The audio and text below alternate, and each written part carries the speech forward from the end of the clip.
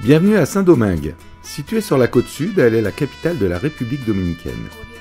Fondée en 1496, elle est d'ailleurs la plus ancienne capitale du Nouveau Monde. La vieille ville coloniale, qui a été classée au patrimoine mondial de l'UNESCO, est des plus agréables.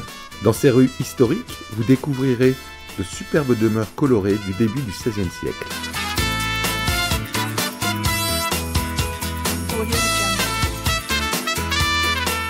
Dans le parc Colomb, touristes et dominicains se côtoient. Vous vous sentirez dans une authentique ville coloniale, toujours pleine d'animation, tant le jour que la nuit, ce qui lui donne une ambiance très agréable. Le parc se caractérise surtout par une statue en hommage à Christophe Colomb, érigée en son centre. La statue du XIXe siècle représente l'amiral pointant le doigt vers le nord. La cathédrale Notre-Dame de l'Incarnation a été déclarée première cathédrale du Nouveau Monde par le pape Paul III en 1546. Son extérieur est de style gothique avec un décor Renaissance.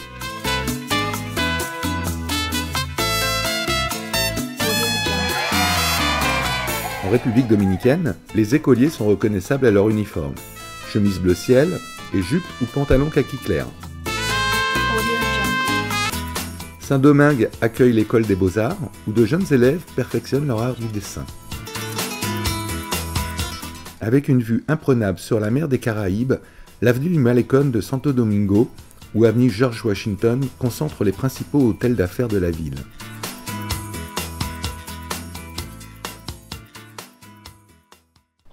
Cette avenue est la scène des principaux défilés nationaux, dont celui du Carnaval en mars. Elle parcourt presque la moitié de la ville de Saint-Domingue, le long de la côte.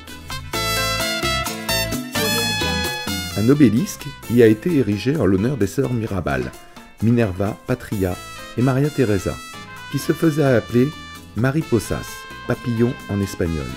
Elles furent les héroïnes et martyrs de la lutte contre le dictateur Rafael Trujillo, qui dirigea la République dominicaine de 1930 à 1961. Ce dernier tenta d'approcher l'aînée, Minerva, qui le repoussa incessamment. Face au refus de la jeune femme, les trois sœurs seront assassinées à coups de machette par les services secrets du dictateur. Elles devinrent alors le symbole de la lutte contre le dictateur, qui sera lui-même assassiné quelques mois plus tard.